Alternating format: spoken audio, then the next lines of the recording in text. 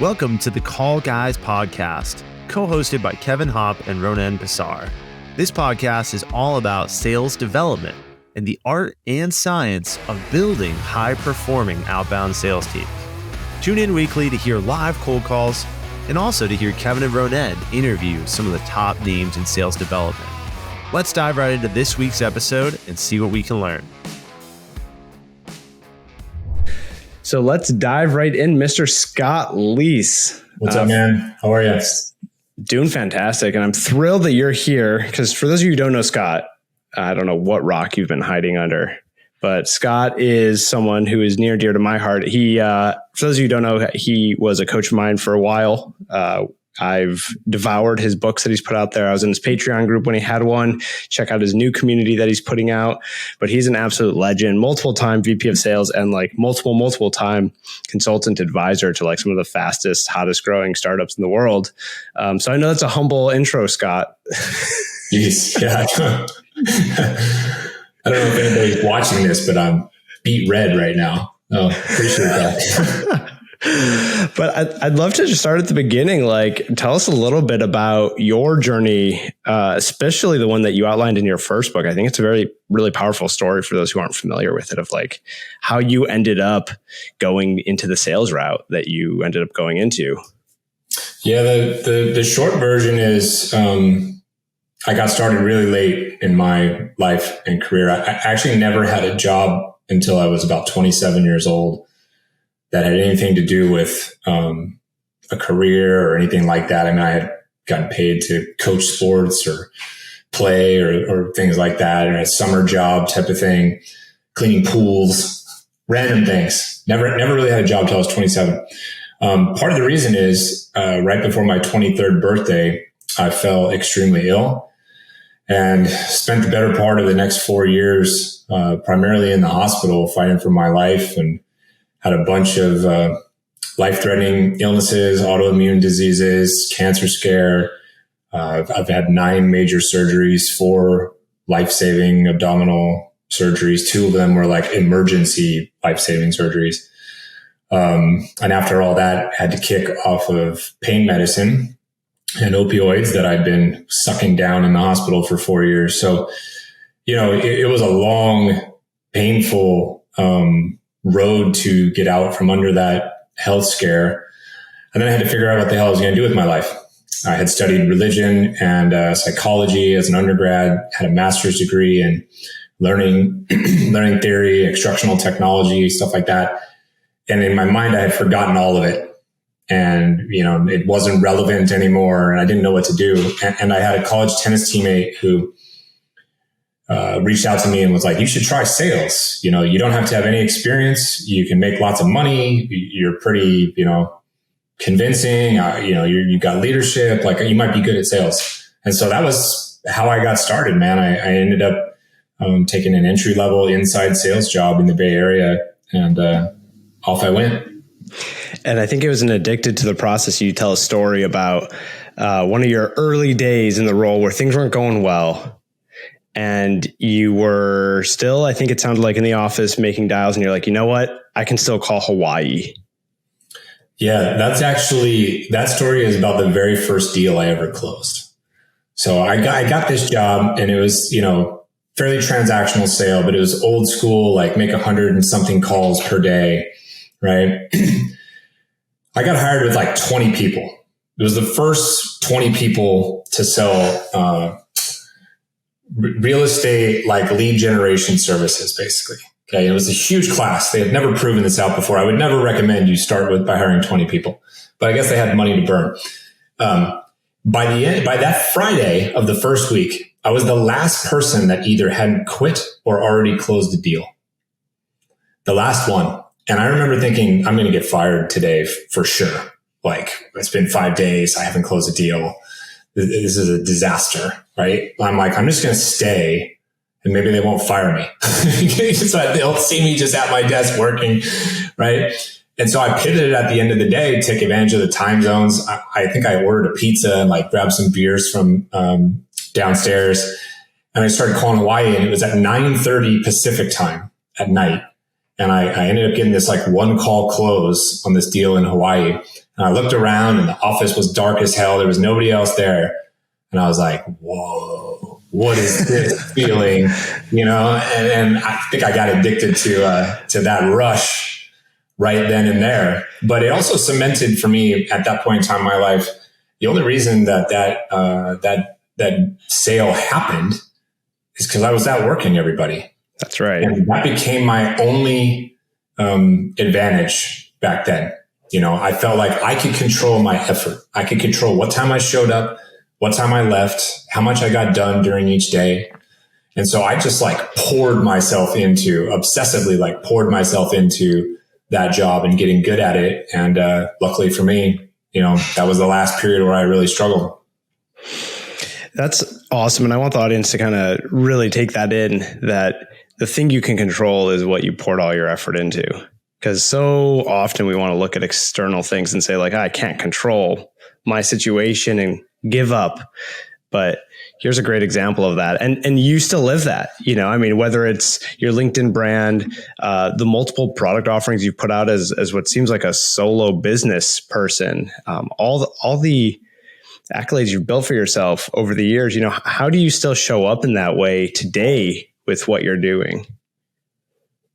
Well, when you go through traumatic things and have a brush with, mortality or whatever you want to call it, I think most people come out changed. And I came out with an increased, heightened sense of urgency and kind of an appreciation for the limited amount of time we have, and this idea that everything can be taken away from me at any given time, and that it probably will.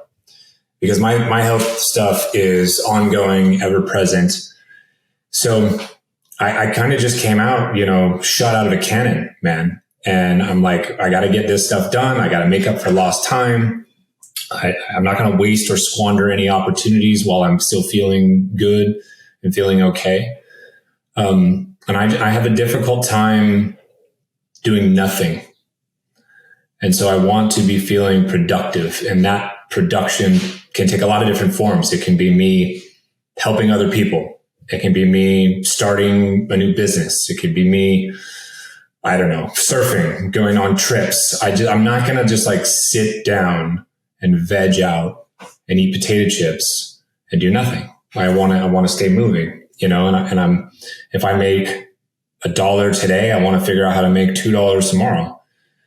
And I'm just kind of wired that way, but I certainly think that all of that got dialed all the way up to 10 because of my health, stuff and the perspective that it gave me.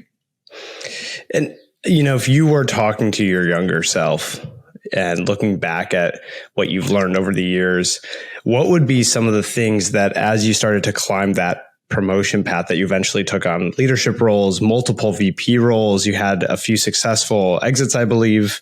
What would be some of the things your wiser self today would tell your younger self then to be able to also infuse that hard work with a little bit of wisdom? Yeah, I made a million mistakes. I have one real bad blip on my resume where I was only there for 8 months. I did a terrible job of vetting the company and the opportunity. So that set me back. Some of the gigs that I took early on, I would say never really had the potential to be $1 billion, game-changing, life-changing kind of opportunities. I was very focused just on what's my salary and how much commission I could make. And I wasn't thinking about the big picture in terms of, it takes just as much energy and effort to scale a $100 million business as a $1 billion business. I know now because I've done both. But I didn't know that then. So I think I would have taken a couple bigger swings. I also would have cared more and started networking a lot sooner. I only got started networking and quote unquote building my brand for recruiting purposes. I had offices at some of my gigs in multiple states. So I was sort of running distributed sales teams before it was in vogue. And so I'm like, I need to know people in New York. I need to know people in LA. I need to know people in Chicago and Austin, Colorado, right? So I started growing my network because of that. But that was like halfway into my career, man. And I really wish I would have started doing that, much, much sooner. And I think I would have also started diversifying my income, my streams of income a little sooner. And not relying on, my main gig and expecting it to get me rich. The reality is you could be a VP of sales, be doing really well for yourself, but you're never really going to create wealth. If you do the math on, 1 to 2% that a VP of sales will make at $100 million exit, it's nothing to, laugh at. That's for sure. But you're not really creating wealth. Even a $1 billion company, if you're there and you've vested for 4 years, like you're making good change for sure. And that can change your life and the lives of your family. But it took me a really long time to realize like you got to do something for yourself eventually. If you really want to try to create, a generational change in your life and in your family. And I didn't really realize or understand that stuff. So I probably would have done a little bit more research, talked to a few more, mentors and whatnot, a lot sooner, Those three things are huge. The first one, picking them right, swinging big that you had mentioned. I think that's hard to do when you're earlier in your career. Do you think that is true at any level, entry level or frontline manager? Yes. I mean, you said it's hard to do when you're just getting started. I would argue that's hard to do always. Always. I think there's ways to get better at it, but I don't know that you ever really, can bat 1,000 in this arena. I know multiple people, Ronen, who you probably also know that, have gone back into, sales leadership after taking some time away, vetted the mess out of things, and they're not super happy and it's not going super well. And, I'm like, well, what happened? And they're like, the same old shit, and it's just like, damn, dude, you're 40 something years old. You've been through this 5-6 times. It's just simply not that easy for a lot of different reasons. You get better at it, I think, so you could have a higher hit rate, but it's very, very difficult. So is this thing a must have versus a nice to have? Meaning, does it absolutely power a business or an industry and that business or industry cannot function without it? That would be a must have. That would be a platform that I would be more interested in selling than a Google Chrome extension, which is not a must have to me. Right. You look into the leader a little bit more. You talk to people using the product right now and see if they're happy or not.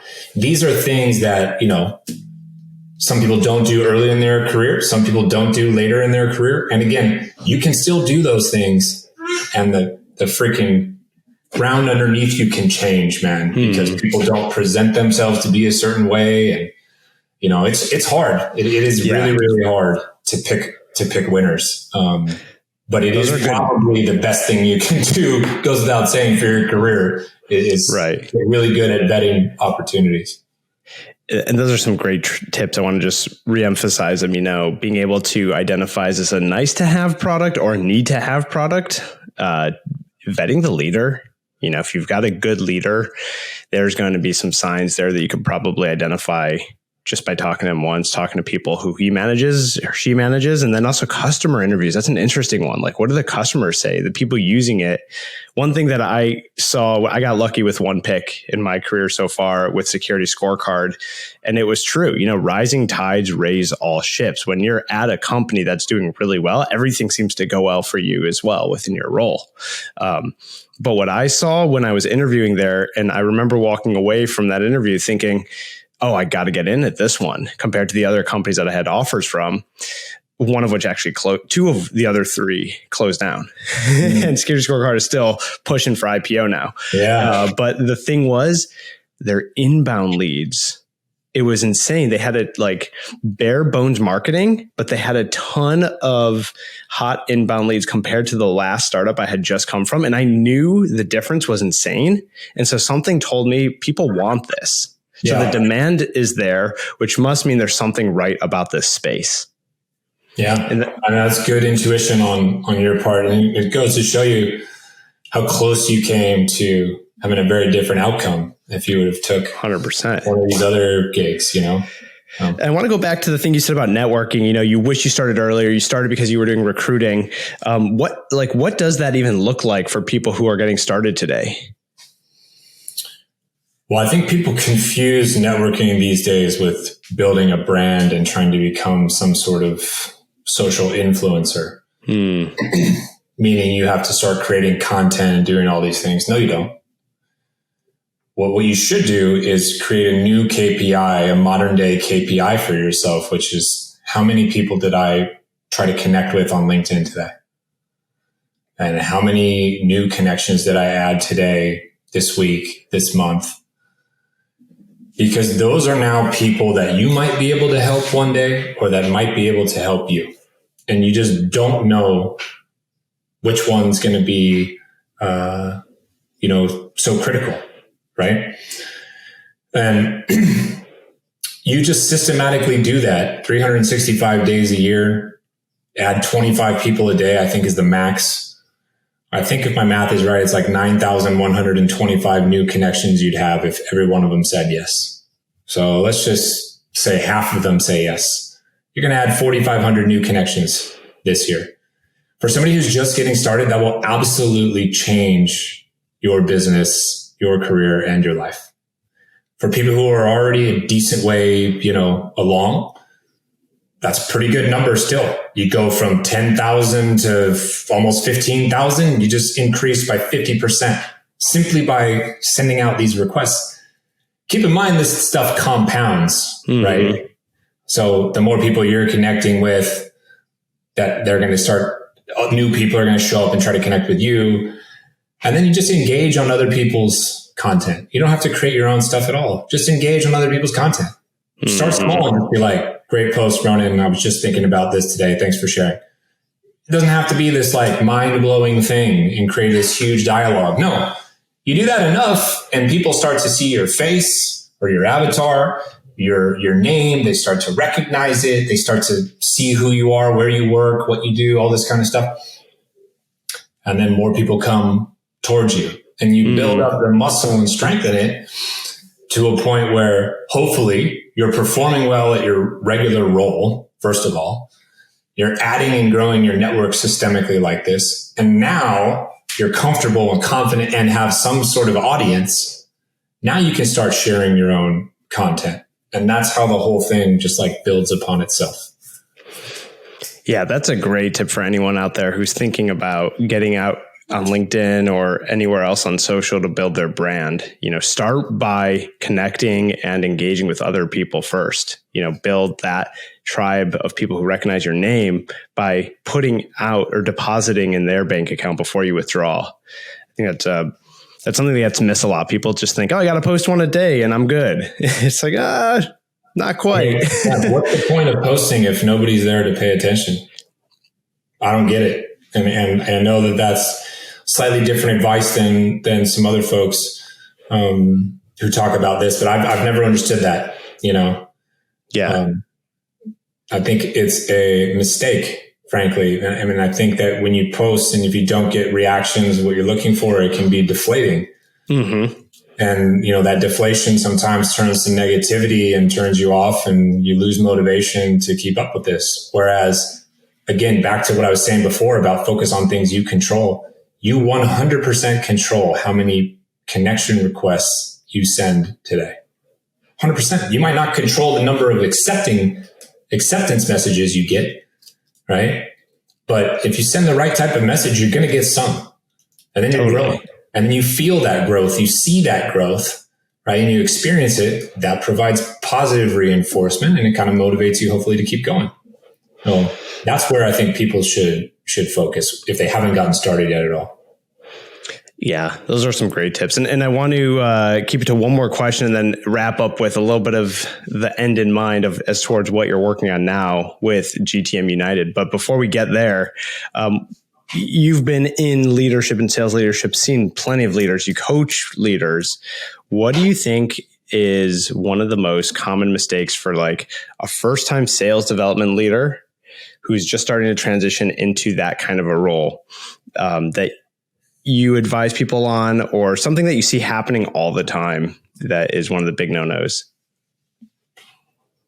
Geez, there's so many. Or feel free to rattle off a few. Run out of time. I think the thing I'd say is they don't spend enough time coaching their reps, frankly. They don't spend enough time with them and don't coach them enough, whether that's because they get overwhelmed with all their new duties or because they just truly think their team is already great or amazing, or because they told somebody something one time and they expect it to stick. I don't know. Probably some combination of all the above. But the biggest mistake people make is they don't spend enough time with their team. You know, if you were my rep and I'm just moved into the roles, like I need to figure out who you are, man. As a person, I need to know what makes you tick. How am I going to do that without talking to you? You know, I want to learn, like, okay, Ronen lives in San Diego. He's married. He has little kids. This was his background. This is like what he's pushing for. This is what he wants to be one day. This is what pisses him off. Like, okay, I'm starting to figure out like who this dude is, how I might want to manage him and whatnot. And I'm trying to build a relationship. And if I build a strong relationship, you start to trust me a little bit. And now I can be like, yo, Ronen, your call sucks, dude. We got to fix this. And you'll be like, okay, that was harsh, but it's coming from a place of love, probably. So let me pay attention to what this guy has to say. Well, right? Kim Scott's got a great name for that, radical candor. I mean, she talks about it in her bestseller, and I think it's one of the biggest weapons and tools a manager or leader can have in their tool belt, which is like develop relationship to show trust, show the person you care about them so you can be candid with them. Yeah. And just say it like it is, because people need feedback to grow, but they won't take your feedback as well if they don't think it comes from a good place. Yeah. The candor without a relationship is just rude. Well, she calls it being an asshole, essentially. Which she says is effective, but definitely not as effective. Yeah. That's awesome. Well, I know we're just about up on time here. Tell us a little bit about what you're working on today with GTM United. Yeah. So I think that the premise is that there needs to be a new type of community that not only provides support, coaching, training opportunities, but also provides income opportunity. And it's my thesis that go-to-market strategies that we've deployed over the years are not working as well anymore. I don't think you can argue it, actually, that people don't pick up the phone as much, don't reply to as many emails. So I think go-to-market is dying. And I think go-to-network is what's coming next. And I think the only way to open up opportunities is by utilizing your network and your brand and doing things like referral selling, partner selling, co-selling, customer-led growth, and community-led growth. And so getting involved with GTM United gives you the opportunity to network, communicate, find jobs, skill up, all this stuff. But also what we've done is we've partnered with a number of vendors, and I'm teaching people in the community how to become a referral seller. And so I deploy the entire community into helping my vendors open up accounts. And then they get paid a hefty commission when they do so. So it's a way for you to get paid based on who you know. That's fascinating and a strong thesis. How can people find you or connect to learn more about it? Yeah, you can connect with me and shoot me a note on LinkedIn. That's easily the best way to get in touch with me. But if you want to check out the community and what we're up to, it's gtmunited.com. Awesome. Well, Scott Leese, it's been an absolute pleasure. Thank you for hopping on. And for everyone tuning in, check out the show notes down below. That's where we'll include things like links to Scott's profile and GTM United as well. And hopefully we can have you back sometime soon. Happy to, man. Good to see you. Likewise.